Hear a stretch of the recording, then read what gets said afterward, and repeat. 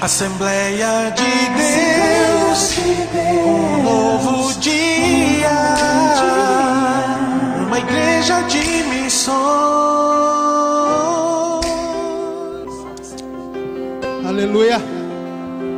Aproveita que você está em pé, pega a sua Bíblia.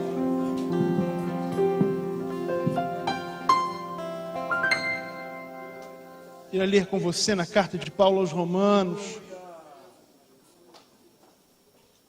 no capítulo 6. Carta aos Romanos, capítulo 6.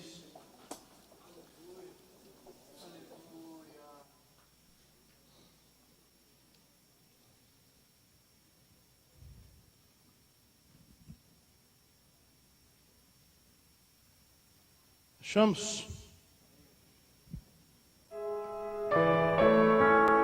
Carta aos Romanos, capítulo 6, a partir do verso 15, diz assim a palavra.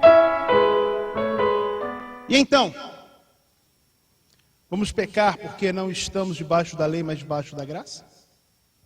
De maneira nenhuma. Não sabem que quando vocês se oferecem a alguém para lhe obedecer como escravos, tornam-se escravos daquele a quem obedece? Escravos do pecado que leva à morte, ou da obediência que leva à justiça? Mas graças a Deus, porque embora vocês tenham sido escravos do pecado, passaram a obedecer de coração a forma de ensino que lhes foi transmitida. Vocês foram libertados do pecado e tornaram-se escravos da justiça. Falo isso em termos humanos por causa das suas limitações humanas. Assim como vocês ofereceram os membros do seu corpo em escravidão à impureza e à maldade que leva à maldade, ofereçam-nos agora em escravidão à justiça que leva à santidade. Quando vocês eram escravos do pecado, estavam livres da justiça. Que fruto colheram então das coisas das quais agora vocês se envergonham? O fim delas é a morte. Mas agora que vocês foram libertados do pecado e se tornaram escravos de Deus, o fruto que colhem leva à santidade. O seu fim é a vida eterna. Pois o salário do pecado é a morte, mas o dom gratuito de Deus é a vida eterna em Cristo Jesus, nosso Senhor. Amém. Senhor, é a Tua palavra que nós vamos ministrar agora. E queremos Te pedir, fala ao nosso coração, porque queremos ouvir a Tua voz. Nós não queremos filosofias, nós não queremos, ó Deus, nada que não seja a Tua palavra. Por misericórdia, usa o vaso mais uma vez para a glória do Teu nome mesmo, em nome de Cristo oramos, amém. Tome o seu lugar então.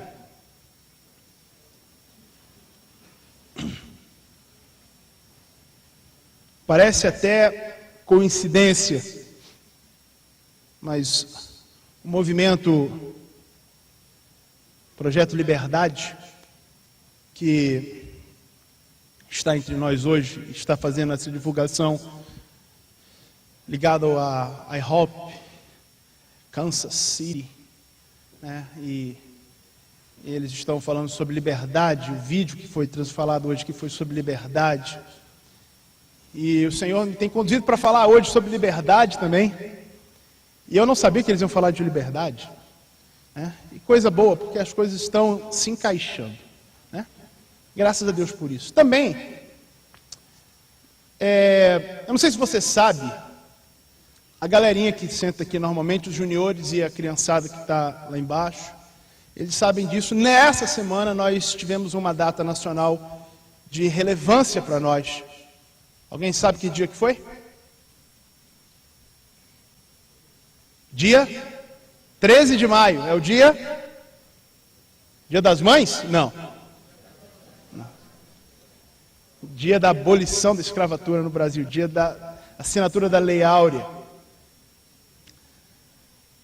Foi agora essa semana, nós celebramos 126 anos de liberdade da escravidão dos descendentes dos africanos que aqui estão, que estavam entre nós.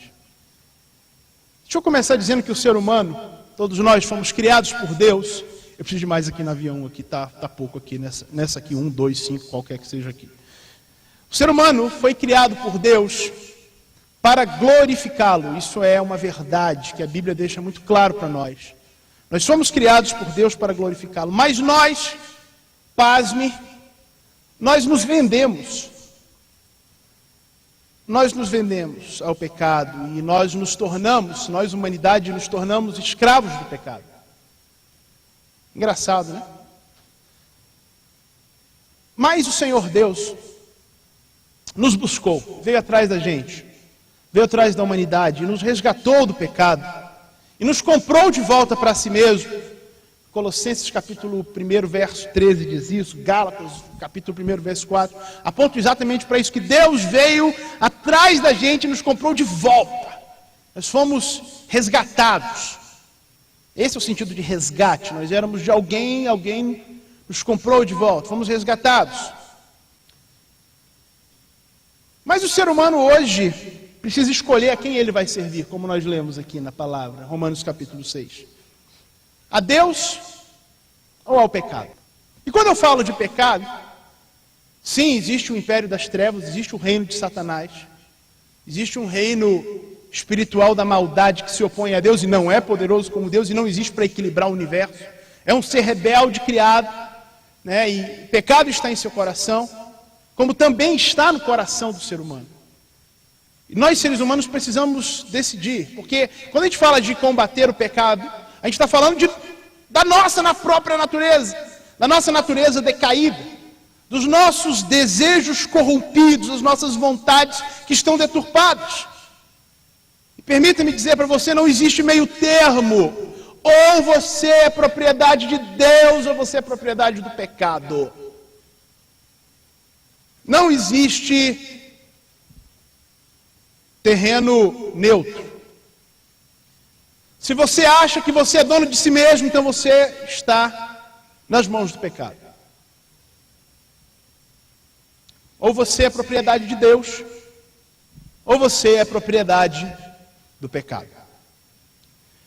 Lendo, porque este tema, nessa semana dos 126 anos de abolição da escravatura no Brasil, eu li alguns artigos muito interessantes sobre isso.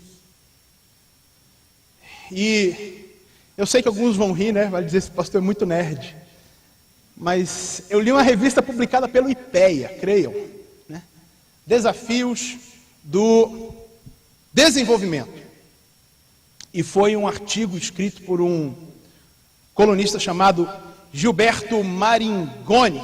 É um artigo que é de 29 de dezembro de 2011. Está lá, está online, tá certo? Você pode ir lá olhar.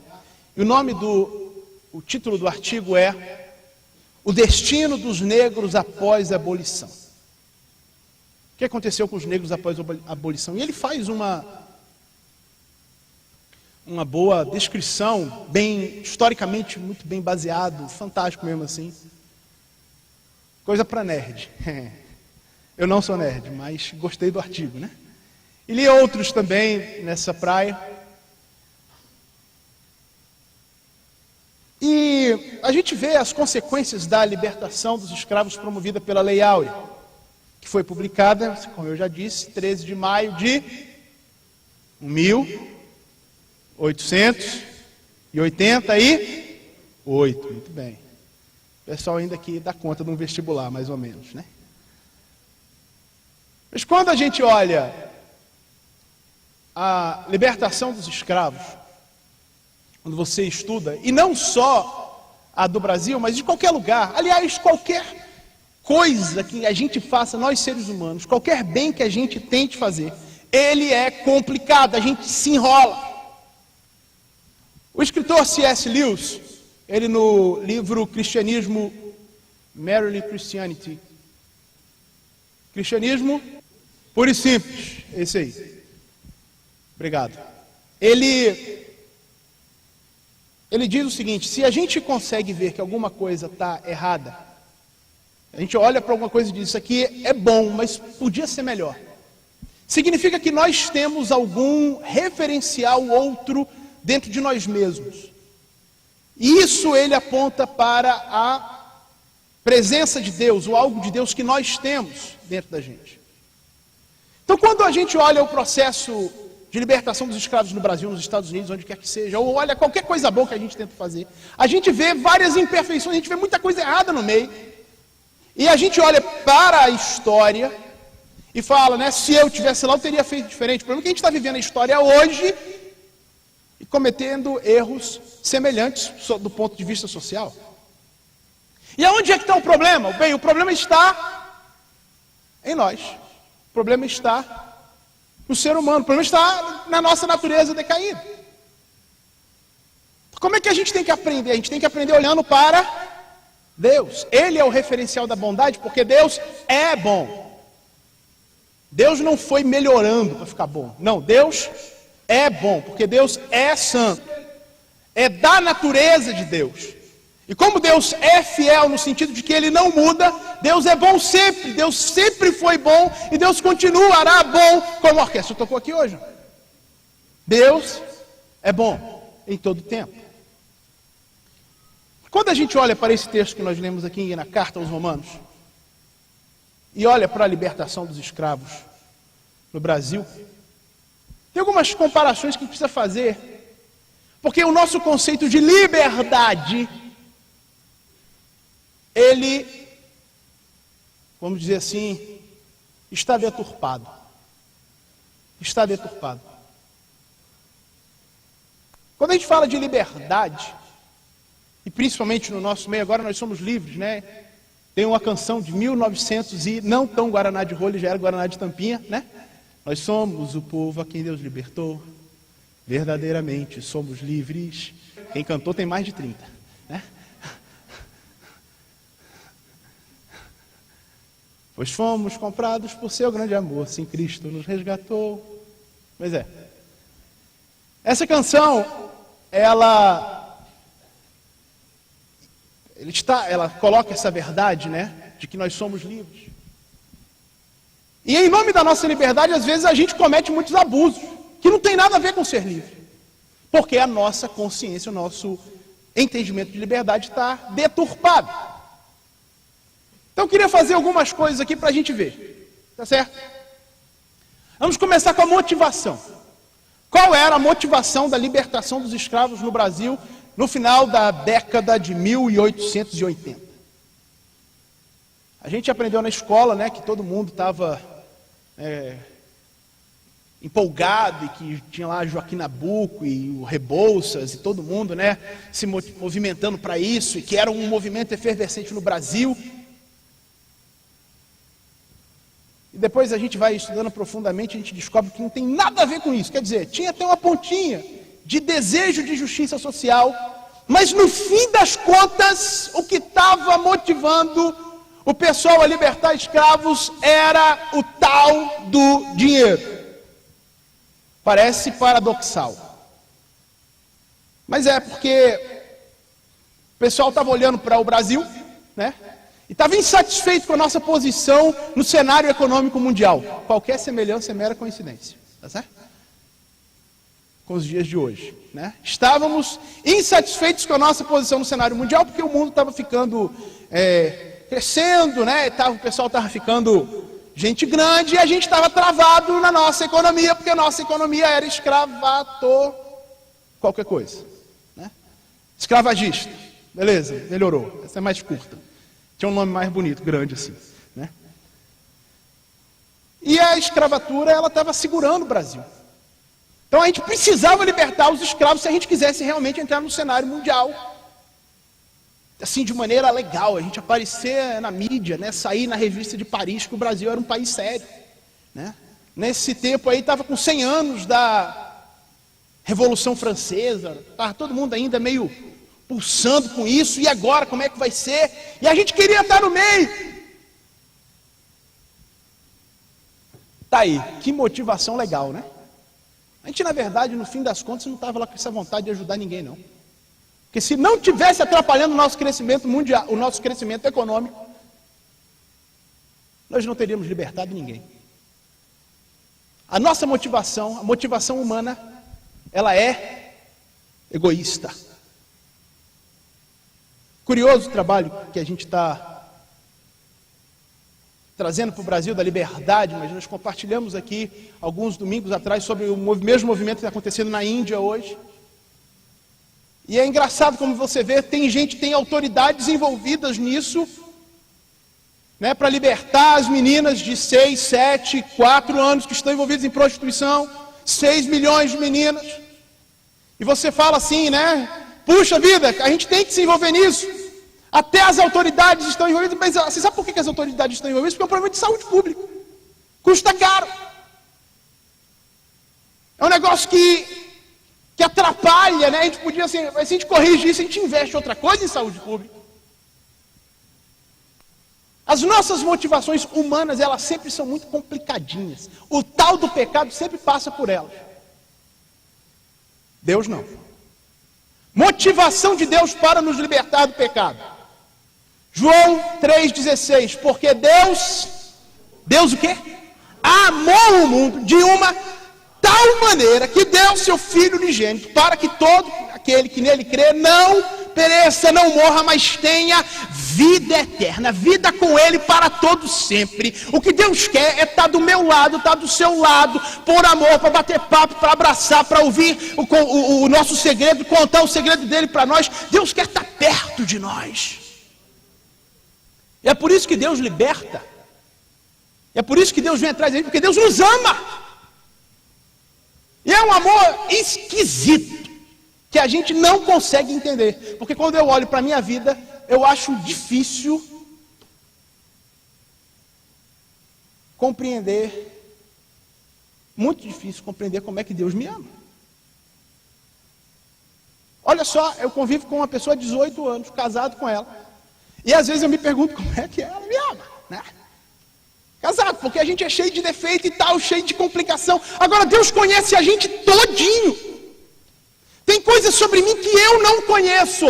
E Deus conhece, e Deus me ama a si mesmo. Tem motivações do meu coração que me passam muito longe. Pecados que para mim são ocultos e que Deus olha para mim e continua me amando, me querendo de volta para perto dele. E Deus veio atrás de mim porque me ama. Deus não quer absolutamente nada de mim e de você. Até porque a gente não tem nada para dar para Deus. Qual que é o dinheiro que você tem que Deus não tem? Qual que é o poder que você tem que Deus não tem? Qual que é a influência que você tem que Deus não tem? Qual é a força física que você tem que Deus não tem? Qual que é a beleza que você tem que Deus não tem? Qual que é a justiça que você tem que Deus não tem? Deus não precisa de nós, entretanto Ele nos ama profundamente. Motivação de Deus, amor. Meio utilizado, vamos lá. Qual o meio utilizado para libertar? Lei Áurea, né? Aqui no Brasil. Presidente, ó. Meu Deus. Né? A princesa Isabel, na ausência de seu pai Dom Pedro II, assume o trono e assina a lei que liberta os escravos. E, que engraçado, a lei tinha 2 artigos. O primeiro, libertava os escravos. O segundo, cancelava os dispositivos contrários. E era isso aí. Está feita a lei, está feita a caneta. Um abraço para todo mundo, está todo mundo livre. E uma noite de celebração. E aí muita festa, né? Muita capoeira, né? Muito tambozada, muita comida, noite de festa, porque estamos livres. Mas o meio foi fraco. O meio libertou, mas não libertou. Soltou, mas não soltou. Porque os nossos meios são fracos. As coisas que a gente quer fazer, as nossas formas são fraquinhas demais. Não dá certo, não. Não, com Deus é diferente. Libertação do pecado com Deus foi através do precioso sangue de Jesus Cristo que nos resgata, né? Não foi com prata, nem ouro, nem com qualquer outra coisa que vocês foram comprados, mas foi com o precioso sangue do Senhor Jesus Cristo. Purifica, inclusive, as nossas mentes. O sangue de Cristo, Hebreus capítulo 9, verso 14, diz que o sangue de Cristo é capaz de purificar o nosso entendimento. Olha só que coisa. E nos absolve absolutamente de toda a culpa. Nenhuma condenação há para os que estão em Cristo Jesus. Completamente livres. E olha só, deixa eu falar uma coisa para você aqui.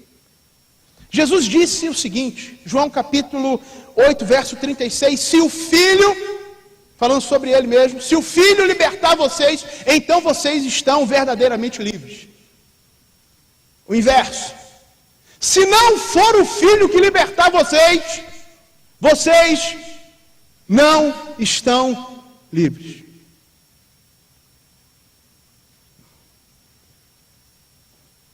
Teve gente antes da abolição da escravatura, alguns estados do Brasil aboliram por si mesmos a escravidão. Ceará, por exemplo. Ceará, Rio Grande do Sul, um monte. Porque era economicamente inviável, tá certo? Aboliram. E você tem o registro de alguns escravos que fugiram do Rio de Janeiro, fugiram de São Paulo e foram para esses estados onde a escravidão havia sido abolida. Tem um registro de um tal de Hélio, alguma coisa, esqueci o sobrenome dele. Ele foge para trabalhar na linha de ferro, que está na Bahia. Chega na Bahia, ele está trabalhando lá como um dos livres. Mas a polícia dá em cima dele, pede a documentação e descobre que ele não é livre, ele é fugitivo de algum lugar. Ele até se considerava livre. Ele até achava que era livre. Mas ele continuava escravo. Tinham escravos que dentro das casas, nas capitais principalmente, tinham grandes regalias. O camarada vivia muito bem. Quem olhava para ele até diria que ele era livre, mas ele era escravo. E tem muita gente hoje que pensa que está livre do pecado, mas não passou pelo Filho. E se você não passou por Jesus Cristo, meu querido, minha querida, que está aqui neste lugar nessa noite, lamento te dizer, você continua escravo do pecado. Você pode até achar que é livre, você pode até brincar de se comportar como livre, você pode até ter algumas regalias do pecado, mas você continua sendo escravo. E se você quer liberdade, se você quer ser livre do pecado, a solução está nesta casa, nessa noite, se chama Jesus Cristo. Só Ele pode libertar plenamente. Só Ele pode quebrar as algemas e te dar carta de liberdade do pecado. Jesus Cristo. Finalidade, qual foi a finalidade da libertação dos escravos? Como eu já disse, foi trazer a nação brasileira para a modernidade, com custos de mão de obra mais baratos. Engraçado, né?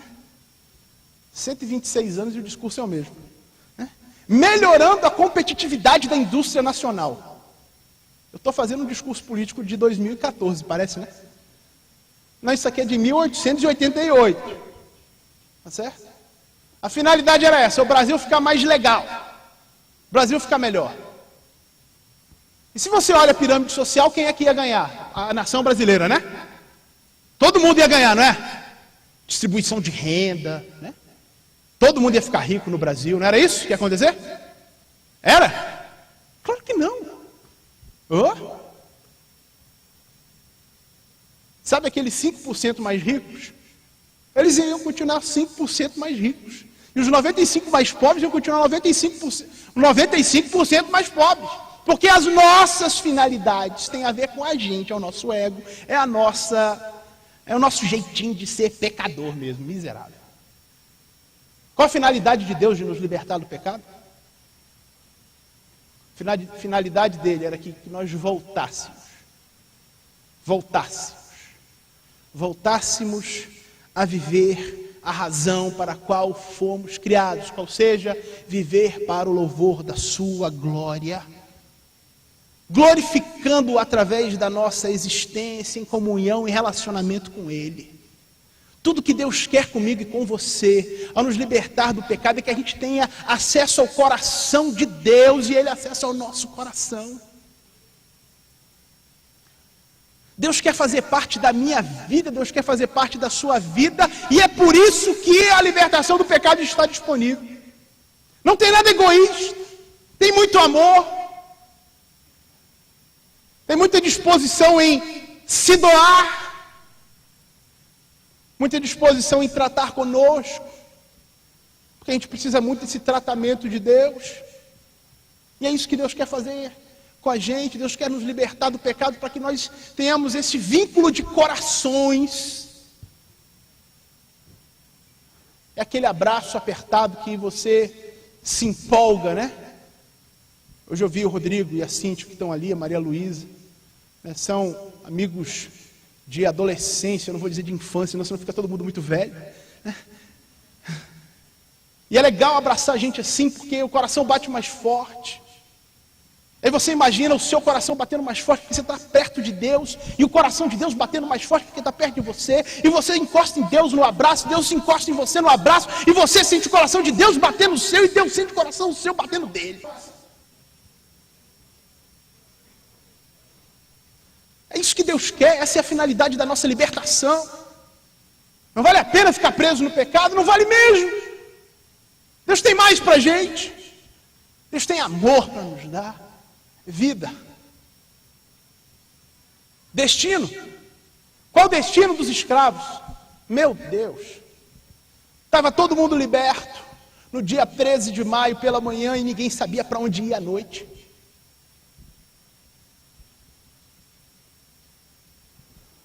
Não tinha um artigozinho na Lei Áurea para dizer qual que era o pedaço de terra que todo mundo ia dividir.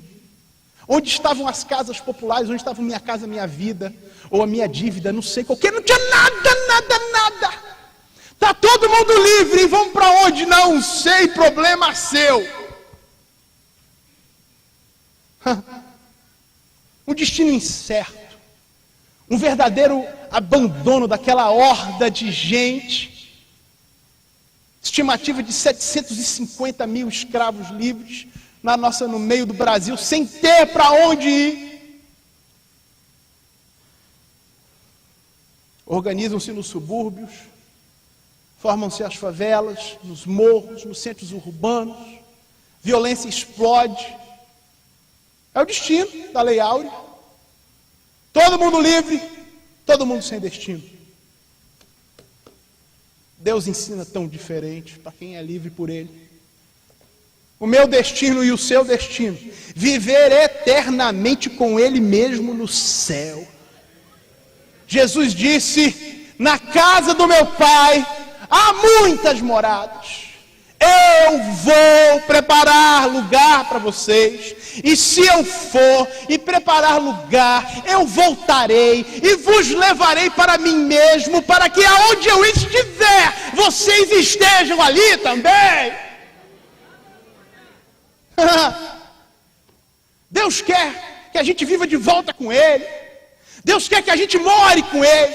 Deus quer que a gente fique com Ele o tempo todo, 24 horas. Acabou 24 horas quando estiver lá, né? Tem nada de 24 horas. É o tempo inteiro lá, para a gente ir aos pés dEle, Ele com a gente trocando conversa e falando sobre o governo do universo. Conhecendo o coração de Deus, Deus falando para a gente. E a gente nessa convivência gostosa. Numa habitação que é perfeita como Ele é perfeito. Esse é o nosso destino. Não é uma liberdade qualquer, não é uma liberdade que nos abandona, não, é uma liberdade que nos traz para perto.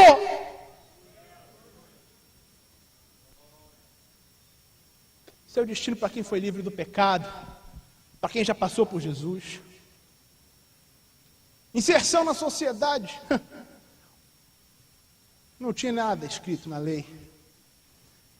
A sociedade brasileira simplesmente não absorveu os negros. Eles eram indesejados. Não tinham garantia de absolutamente nada. Indesejados, porque estavam chegando os europeus com toda a sua força de trabalho, toda a sua competência, todo o seu staff e tal, conhecem tudo. Mais baratos do que os negros. não são inseridos, são marginalizados. Os capoeiros, que eram a galera que era mais forte, que jogava capoeira, começa a ser perseguido pela polícia. E a capoeira é quase abolida do Brasil, que virou coisa de malandro.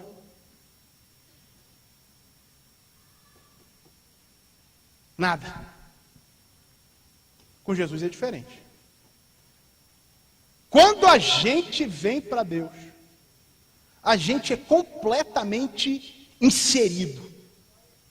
Sabe por quê? Porque Deus tem plano de governo. E o plano de governo de Deus não é plano de partido, não. Certo? Deus é governador do universo desde sempre. Deus tem tudo sob o seu comando. Deus está conduzindo um projeto de restauração de todas as coisas. Todos aqueles que passam a receber a Cristo, começam a ser inseridos nesse projeto.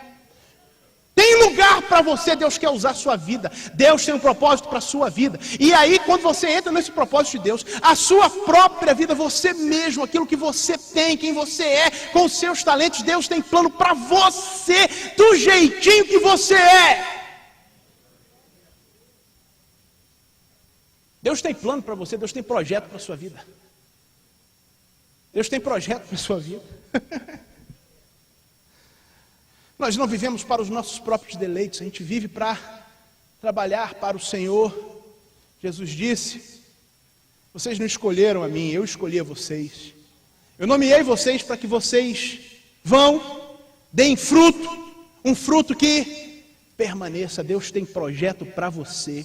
Se você está procurando a razão da sua vida, eu vou te dizer agora qual é. A razão da sua vida é agradar a Deus, glorificar a Deus com quem você é, do jeitinho que você é. Vem para o lado de Jesus, deixa Ele te libertar do pecado, larga o pecado. Como são vistos pelos libertadores? Bem, os escravos são vistos pelos libertadores meramente como os libertos de 13 de maio. É o título que recebem, os libertos do 13 de maio. Inferiores na sociedade, se você estudar, já vivia o que lá na frente a gente vai descobrir como supremacia branca. Lembra? Em 1938 aparece uma galera dizendo que os brancos são os superiores, que vão dominar o mundo e etc. Pois é. Começou lá atrás. E a gente já vivia isso. Os negros são vistos como gentinha. E a gente começa a viver o racismo no Brasil. Sabe como é que você é visto por Deus depois que você é liberto? Romanos capítulo 8, verso 17. Eu tenho que ler ele todinho, porque é bom demais. Aliás, eu vou ler a partir do 16. Diz assim: o próprio Espírito testemunha ao nosso Espírito que somos filhos de Deus. Se somos filhos, então somos herdeiros. Herdeiros de Deus e co-herdeiros com Cristo, se de fato participamos dos seus sofrimentos, para que também participemos da sua glória.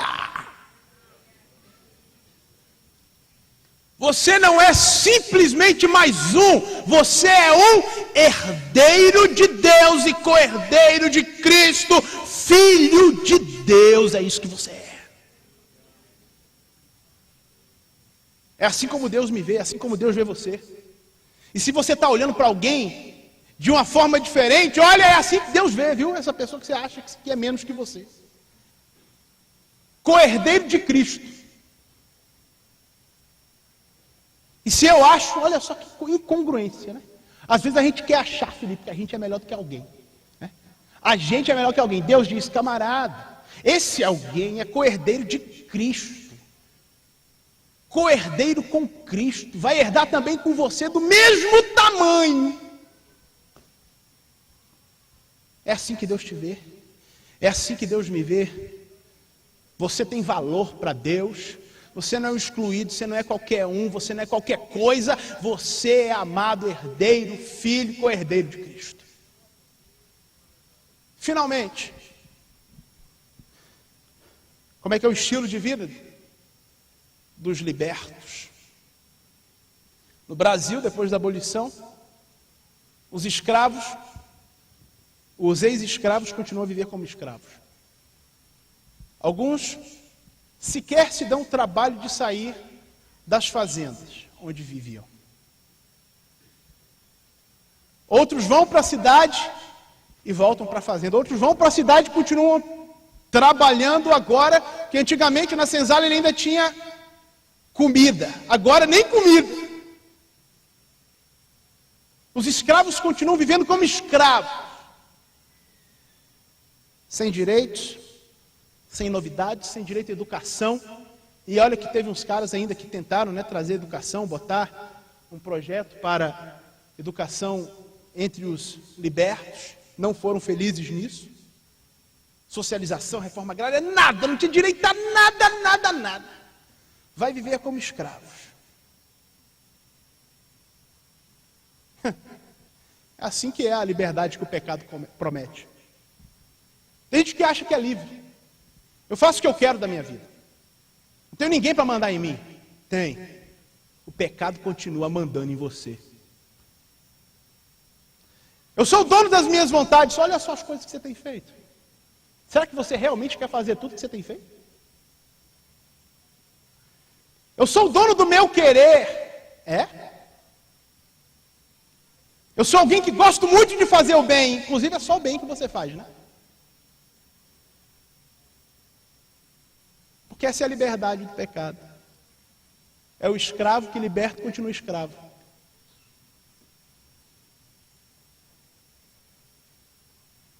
Com Deus é diferente. A liberdade que Deus nos dá é uma nova vida. Ou, presta atenção para isso, que de repente você vai se ver numa enrolada hoje. Aquele que está em Cristo, o apóstolo João diz em sua primeira carta, ele não vive pecando.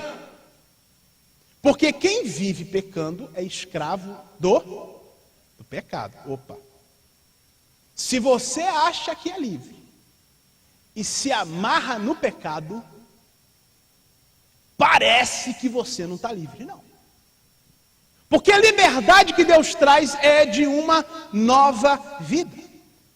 Uma vida abençoadora e livre do pecado. A gente está estudando isso no culto da família, falando sobre ética na família, mas é um tema que uma passagem que eu gosto muito, Efésios capítulo 4, a partir lá do verso 20 até o 32, e depois entra no capítulo 5 até o verso 15. É um negócio de maluco. Essa nova vida que Deus dá para a gente, Ele diz assim, você tira a roupa de velho homem e veste uma roupa de santificação. Essa é a nova vida. É uma vida diferente que a gente tem. Não é uma vida meia boca. É uma vida que o pecado não nos domina mais. Aliás, Paulo fala disso aqui na carta aos Romanos capítulo 6, verso 14. O pecado não os dominará.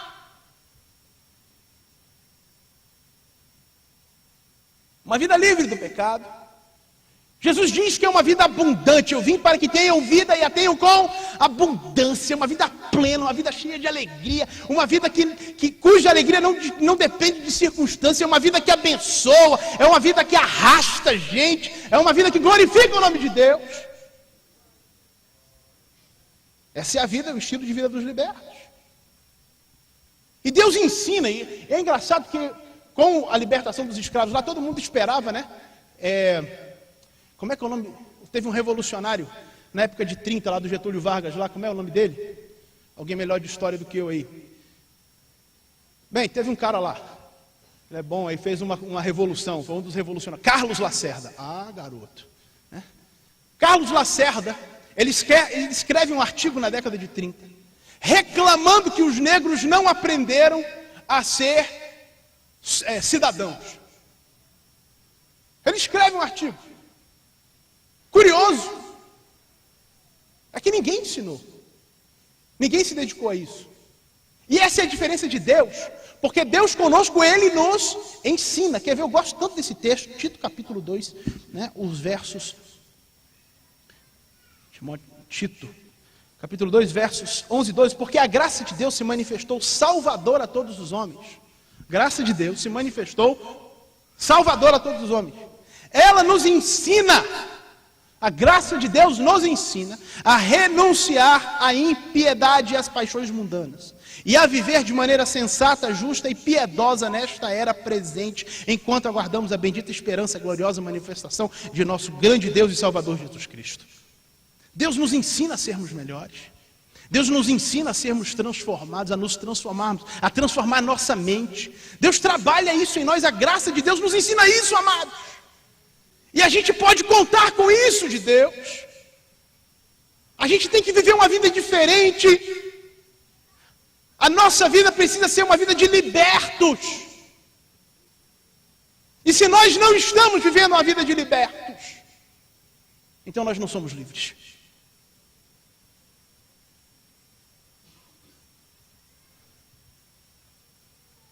Nós somos o povo a quem Deus libertou, verdadeiramente somos livres. Como temos vivido essa liberdade?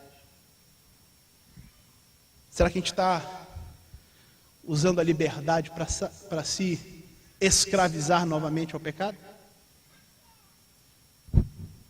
Como tem sido isso? Como tem sido a nossa vida? Será que tem alguém aqui hoje que quer ser livre do pecado, quer vir a Jesus, quer ser livre por Jesus, quer fazer um pacto com Jesus de libertação, quer dizer para ele: eu quero me submeter a ti, Jesus. Você vai ser o Senhor da minha vida e eu quero andar com você. A partir de hoje a minha vida é tua. Eu estou livre, eu quero ser livre do pecado. Se tem alguém aqui, eu quero orar com você. Se tem alguém nos assistindo pela internet, vou orar por você também.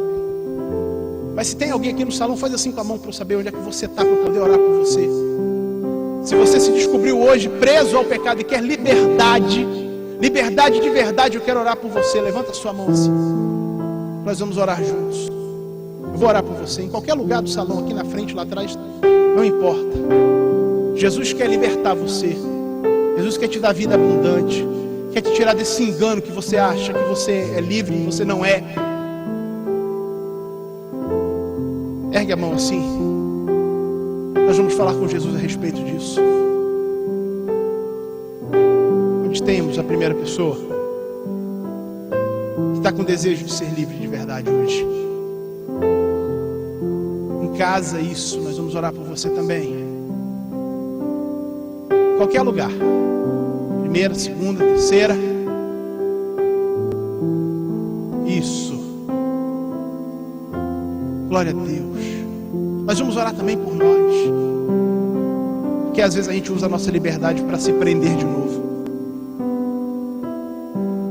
Então o Senhor nos dá discernimento e ousadia para dizer não. Vamos fazer isso? Novo tempo, um novo dia.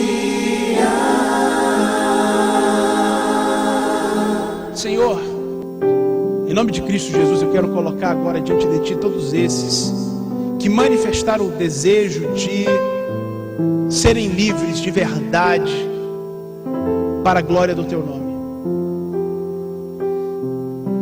Eles querem se entregar a Cristo Jesus e nós queremos junto com eles Te pedir: recebe-os como filhos, como herdeiros, como co-herdeiros de Cristo do Teu reino. Trabalhe em suas vidas para que sejam verdadeiramente livres para a glória do Teu nome mesmo. Trabalhe em nós também, Senhor, porque a nossa vida precisa ser de liberdade do pecado também. Ajuda-nos a glorificar o Teu nome com a nossa existência. Liberdade de verdade, verdadeiramente livres. Que no nosso dia a dia a gente manifeste o Teu caráter, quem Tu és, a Tua glória. Esse é o nosso desejo, a nossa oração, em nome de Cristo. Amém, amém, amém. Glória a Deus. Quem diz glória a Deus? Quem tem algo para glorificar o Senhor ainda hoje? Quem tem algo para dizer de bonito para Deus ainda hoje? Quem tem? Vamos ficar em pé, vamos cantar uma canção antes de encerrarmos esta nossa reunião. Com muita alegria e disposição, porque nós somos livres para adorar a Deus. Sim ou não? E a canção que nós vamos cantar tem tudo a ver com isso. É o seguinte, é uma pergunta. Se não for para te adorar, para que eu nasci? E se não for para te servir, o que eu estou fazendo aqui? Você tem essa colocação no seu coração hoje? Então expresse com muita alegria nas palavras dessa canção. Adore o Senhor com suas palmas. Aleluia.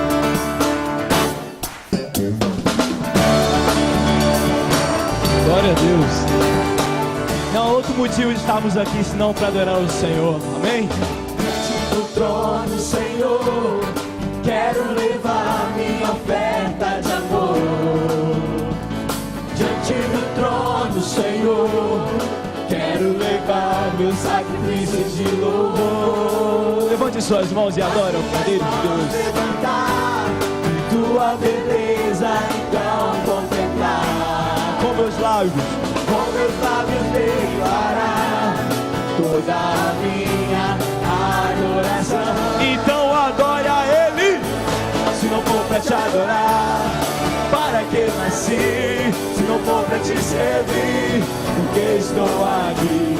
Se eu quero te adorar, se não for pra te adorar, para que nasci? Se não for pra te servir, porque estou aqui? Se eu quero te adorar, Senhor, estou aqui.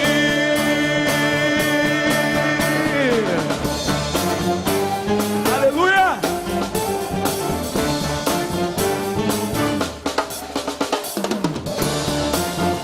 Tua igreja te adora, meu Senhor. Diante do trono.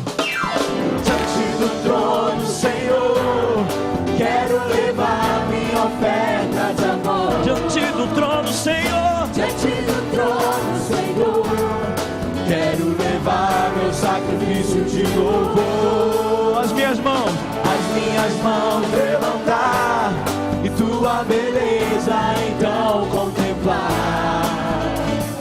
Com meus lábios declarar toda a minha adoração. Então diga isso.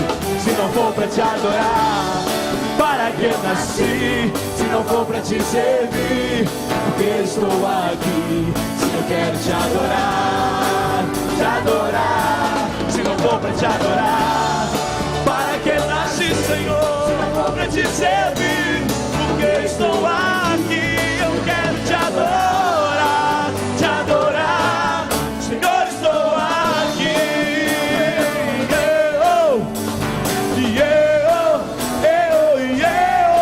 Cante conosco. Nós estamos aqui, Senhor, para te adorar, Deus. Aleluia. Nós queremos te adorar, Senhor. Aleluia. Queremos te adorar. Yeah. Aplauda ao Rei dos Reis e Senhor dos Senhores, porque Ele é digno.